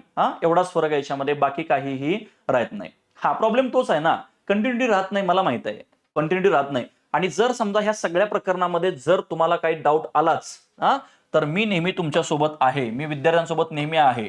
ठीक आहे? माझा नंबर आहे 93 22 59 07 53. ठीक आहे? तुम्ही मला काय करायचं आहे, व्हॉट्सअपला मेसेज करत असताना तुमचं नाव, तुमची जी बॅच आहे, ठीक आहे, ही तुमची बॅच आहे राज्यसेवा. काय आहे तुमची बॅच? राज्यसेवा प्रिलियम 2026. क्लिअर? हा, हे तुम्ही मला काय करायचं आहे, तुमचं नाव आणि ते मला इथं मेन्शन करायचं आहे. एनी टाइम मला फोन करा, काही अडचण नाही, मी नेहमी तुमच्या सोबत आहे. मी सांगेल तुम्हाला, सगळं सांगेल, काही कॉपरेट 100% करेल मी तुम्हाला. माइंड मॅपचं रिडिंग इथं तुम्हाला जसं शिकवलं ना तसं तुम्ही ते करायचं. समजा एखादा टॉपिक झाला कुठल्याही विषयाचा, तो फक्त तुम्ही जाऊन पुढे काय करा, वाचून घ्या. हा, फॅक्ट लवकर लक्षात राहत नाही, तुम्हाला काय की अभ्यास करायला पाहिजे ना, त्याला वारंवार रिव्हिजन देणं गरजेचं आहे. किती तास असं म्हणू नका प्लीज, हे शब्द वापरू नका. कारण काय होतं माहिती आहे का, की आपण तासांना अभ्यास करायला आलोय का? मला सांगा, मी तुम्हाला म्हटलं तुम्ही 4 तास अभ्यास करा, त्या 4 तासामध्ये एक्झाम ओरिएंटेड आणि रिझल्ट ओरिएंटेड जर तुम्ही अभ्यास केलाच नाही तर सांगा बघूया तुम्ही पास व्हाल का? नाही होणार. तासावर जाऊ नका, आपण सिलेबस टार्गेट करू आणि सिलेबस टार्गेट करून आपण अधिकारी होण्याचा प्रयत्न करूया. तासावरती जाऊ नका. प्रॅक्टिस सेट आपल्याला मार्केटला मिळतात. हो, मिळतात. हो, बनवूया आपण. त्याच्यावरती जॉब प्लस स्टडी हे एवढं सोपं नाहीये. त्याच्यावरती आपण एक काय करूया, प्लॅन बनवूया. करूया आपण, करूया. एका दिवसामध्ये मला असं वाटतं, की कमीत कमी आता तुमचा थोडाफार अभ्यास झालेला आहे, तर कमीत कमी मला असं वाटतं, की 2 जीएस आणि 1 सीसॅट बस. तुम्ही आता विद्यार्थी आहात. जे लोक जॉब करत नाहीत, 100% अभ्यास करतात, त्यांच्यासाठी माझं म्हणणं असं आहे, की त्यांनी दिवसाला 2 सब्जेक्ट घेणं अपेक्षित आहे. पीवायक्यू घेणं अपेक्षित आहे आणि सोबतच सीसॅटचाही अभ्यास करणं गरजेचं आहे. कारण सीसॅट क्वालिफाईंग जरी असलं तरी त्याला हलक्यात घेऊन चालणार नाही. माइंड मॅप तुम्ही मार्केटमध्ये अवेलेबल आहेत किंवा अदरवाईज तुम्ही ज्ञानदीप अकॅडमीच्या ऑफिसला कॉन्टॅक्ट करा, तुम्हाला त्या ठिकाणी ते मिळून जातील. घरपोचही तुम्हाला मिळतील, काही अडचण नाही. तुमच्याकडे जर दुसरं कोणते पुस्तक असतील ते देखील वापरले तरी चालतील. कारण अशी पुस्तकं घ्या जे पुस्तकं अपडेट असतील आणि त्याच्यामध्ये आपला सिलेबस कव्हर होईल, ज्याच्यामध्ये फॅक्ट्स पण असतील, त्याच्यामध्ये नंतर लक्षात घ्यायचं पुन्हा काय असतील, कन्सेप्ट पण असतील. असं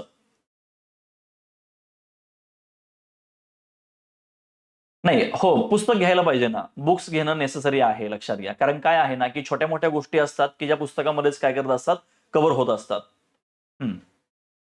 हो, जॉब आणि स्टडीचं मॅनेज करूया आपण, त्याच्यावरती एक आपण लेक्चर घेऊया, काय अडचण नाही. नको. एनसीआरटी वाचायच्या भानगडीत पडू नका. एनसीआरटी वाचू नका. एनसीआरटीचा आपल्याला काही उपयोग होणार नाही. जर त्याच्यामध्ये एनसीआरटीच्या कुठे शॉर्ट नोट्स वगैरे तुमच्याकडे अवेलेबल होत असतील तर त्याला बिंदासपणे वाचा तुम्ही, काय अडचण नाही. लेक्चरच्या अगोदरच आम्ही तुम्हाला नोट्स देणार आहे. हे जे मी तुम्हाला तिथे शिकवतोय ना, अशा ज्या पीडीएफ आहेत ना, त्या पीडीएफ मी तुम्हाला आधीच देणार आहे, काही अडचण नाही.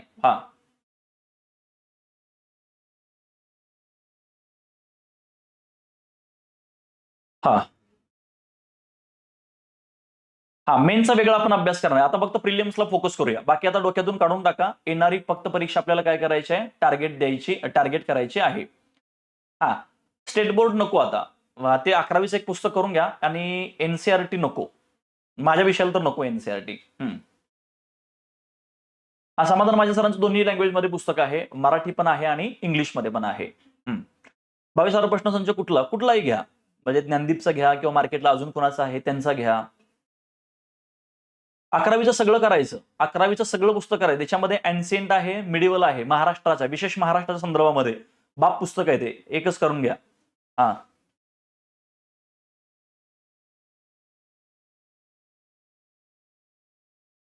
नाही नाही, काय आहे की आयोगाचा पीवायक्यू बघा, ठीक आहे, आयोगाचा पीवायक्यू बघा आणि तसं काही डिझाईन होतंय का बघा. म्हणजे तुम्ही त्याच्यामध्ये काय करा की तो अर्थ काढण्याचा प्रयत्न करा, कळतंय का. म्हणजे तिथं असा प्रश्न डिझाईन होऊ शकतो, म्हणजे अंदाज लावण्याचा प्रयत्न करा तुम्ही, असं प्रश्न काढत बसू नका.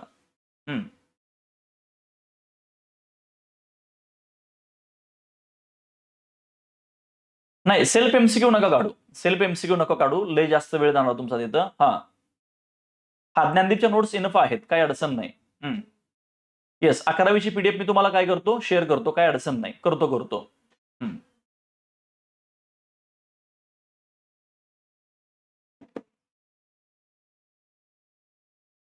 हा, चालतंय, ग्रोवर्सचं बुक वाचलं तरी चालतंय, पण याच्यामध्ये काय आहे ना की ग्रोवर्सचं बुक जर तुम्ही वाचत असाल तर सोबतच तुम्ही काय करा, फक्त जे आयोगाचे प्रश्न आहेत ते 22 प्रश्नसंच त्याला फक्त सोबत ठेवा. वाचा, काय अडचण नाही. हा, हाय स्कोरिंग टॉपिक नुसारच आपल्याला अभ्यास करायचा, पण विषय काय माहिती आहे का, हाय स्कोरिंग टॉपिक कळायला आपल्याला थोडंसं काय करावं लागेल, सिक्वेन्सनं जावं लागेल. जोपर्यंत आपल्याला सिक्वेन्स कळणार नाही तोपर्यंत हाय स्कोरिंग टॉपिकचा पण आपल्याला अभ्यास करता येणार नाही. सांगेल मी तुम्हाला हाय स्कोरिंग टॉपिक काय आहेत, 2 मिनिटात एवढं होऊ द्या, डिस्कशन झालं की मी तुम्हाला लगेच हाय स्कोरिंग टॉपिक सांगतो. थांबा, जाऊ नका कुणी. हा, सांगितलं की आता तुम्हाला माइंड मॅप एक यूज करा आणि समाधान माझ्या सरांचं पुस्तक यूज करा प्लस पीवायक्यू, बस, ह्याच्या पलीकडे जायचं नाही, डोकं लावायचं नाही. हा कंटेंट जो आहे लेक्चरच्या आधी मी तुम्हाला पीडीएफ पाठवण्याची व्यवस्था करतो, don't worry about that. Modern हिस्ट्रीला जास्त वेळ द्यायला पाहिजे, कारण काय 15 प्रश्न आहेत, 15 प्रश्नापैकी 10 प्रश्न, 9 ते 10 प्रश्न फक्त मॉडर्न इंडियावरती आहेत. सांगतो तुम्हाला कशावर आहेत जास्त. होणार, फक्त काय विषय माहिती आहे का, हा, वैष्णव मॅडम होणार, सगळं होणार, पण विषय काय आहे की आपल्याला त्या ओरिएंटेड अभ्यास करणं अपेक्षित आहे. म्हणजे हाय स्कोरिंग टॉपिक कोणते आहेत, मिडियम स्कोरिंग टॉपिक कोणते आहेत, लो स्कोरिंग कोणते आहेत. आणि काय माहिती आहे का, मी माप म्हणाल तुम्हाला होईल, पण ते तुम्हाला किती अंडरस्टँड झालं हे तुम्हाला माहिती ना. म्हणजे प्रत्येक जण आपापली क्षमता ओळखतो, मी म्हणण्यानं काही होणार नाही. त्याला मग मी तुम्हाला माप मोटिवेट करेल, पण मोटिवेट करून काही होणार नाही, लक्षात घ्या. कळतंय, ह्याच्यामध्ये काय पाहिजे, कन्सिस्टन्सी पाहिजे. 2 गोष्टी लक्षात घ्या, आयोगाची मेंटॅलिटी आणि आपली कन्सिस्टन्सी, या 2 गोष्टी ज्याला कळाल्या तो 100% अधिकारी आहे बघा. हा, सफिशियंट आहे, 1 वर्ष होऊन जाईल, काय अडचण नाही. हा, सेमच आहे सिलेबस. आजचं लेक्चर अपलोड होणार, 100% होणार, काहीच अडचण नाही. आता बघा, ह्याच्यामध्ये काय आहे की बघा, आता पाठीमागच्या वर्षी काय झालं होतं, होईल सगळं होईल. पाठीमागच्या वर्षी काय झालं बघा, पाठीमागच्या 1-2 वर्षामध्ये म्हणजे 24 आणि 25 ची मी मला तुलना सांगतो.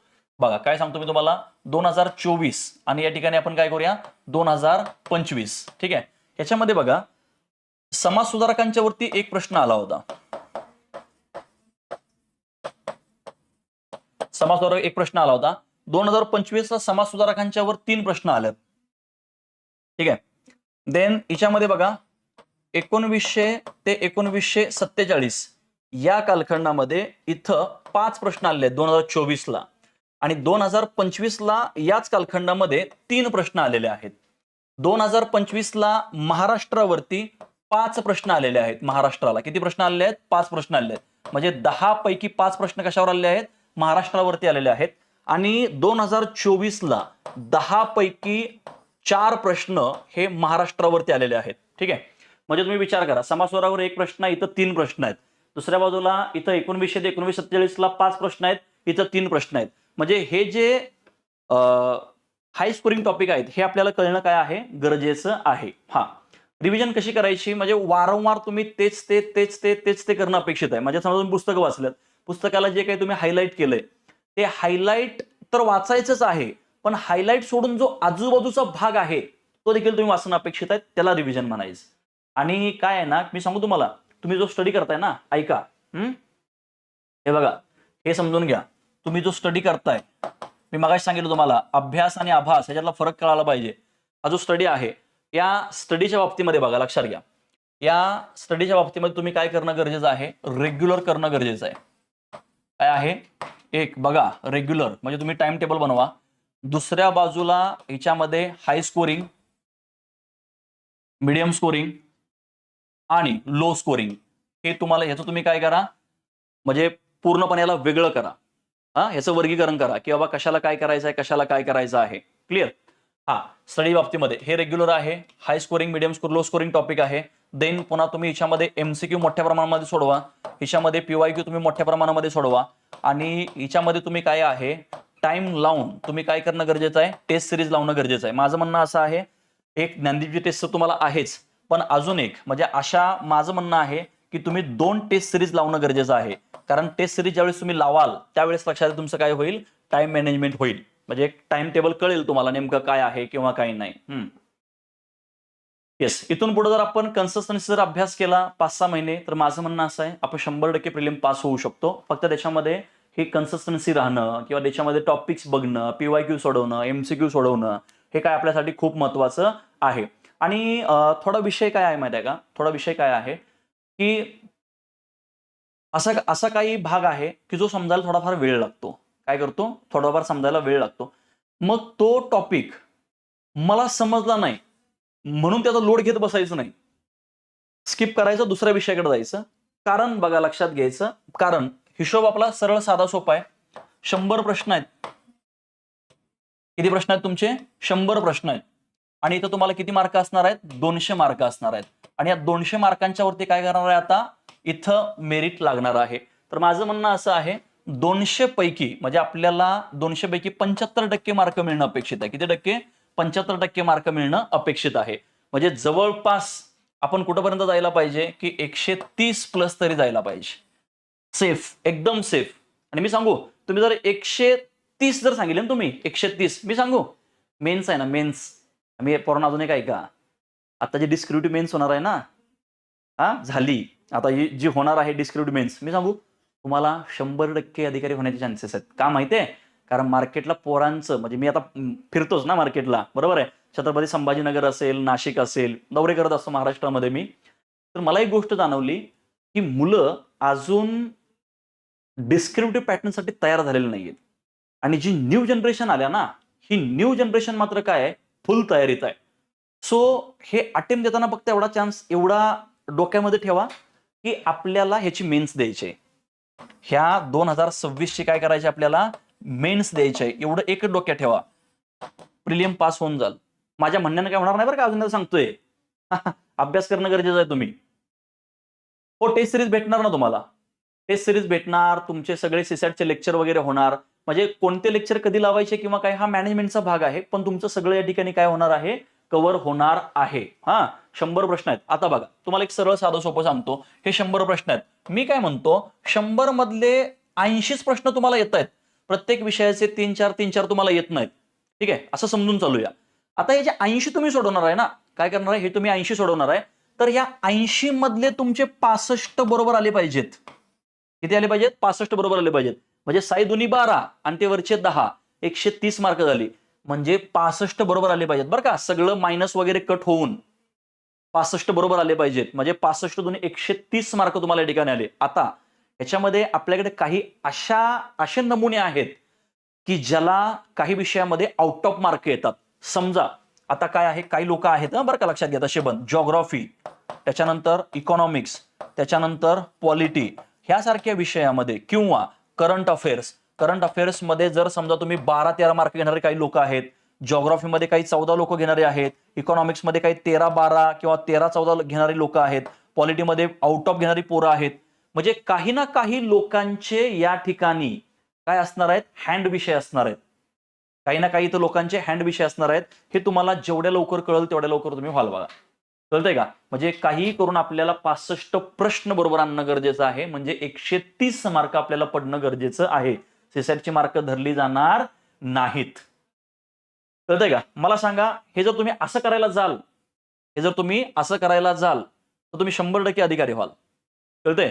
हे कळणं गरजेचं आहे. मला सांगा, मी तुम्हाला आता जे सांगितलंय ह्या पद्धतीने तुम्ही अभ्यास केलाय का कधी? समजा आता जी जुनी लोक आहेत, जुनी लोक म्हणजे कसं, किंवा ज्यांनी बॅच लावलेले आहे किंवा ज्यांनी अभ्यास केलेला आहे वर्षभर, हे अशा लेवलचा अभ्यास करा बरं का तुम्ही. आणि अशा लेवलचा जर तुम्ही अभ्यास कराल तर मला नाही वाटत की तुम्हाला मार्क कमी पडतील. 100% तुम्हाला मार्क पडतील. हा हा आता काय आहे की जरा डिस्क्रिप्टिव्ह पॅटर्न जो आहे तो आपण नंतर बघूया. आता फक्त आपण जरा फोकस करूया, तो म्हणजे यालाच फोकस करूया. प्रिलिम्सलाच फोकस करूया. डिस्क्रिप्टिव्हचं नको, आता डोक्यात नका घेऊ. हा नाही, मेनचं नको प्रिपरेशन. प्रिलियम पास होऊया ना आता आपण. आणि मी सांगू तुम्हाला, जर समजा आपण एखादी गोष्ट केली नसेल तर ते प्रामाणिकपणानं मान्य करायला शिका. कारण मी मागाशी सांगितलं तुम्हाला, चुका लोकांच्या आपल्याला दिसतात पण आपली चूक आपल्याला कधीच दिसत नाही. आला मुद्दा लक्षात? हे तुम्हाला कळणं काय इथं गरजेचं आहे. सो परफेक्टली अभ्यास करा पोरांनो. एकदा जवानीचे एकदा किस्से होऊनच जाऊ देत. काय होणार आहे? तुटल नाही तर फाटल. काय होईल ते होईल. कळतंय का? ओके. अजून काही डाऊट? काही डाऊट आहेत?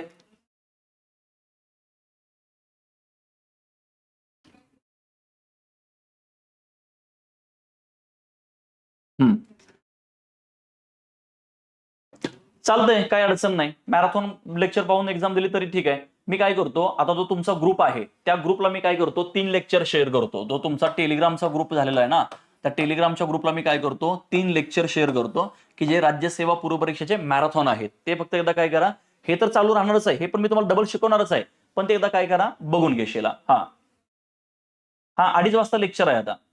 2:30ला आपण ब्रिटिशांचं भारतात आगमन बघणार आहे. हो हो, बघूया आपण.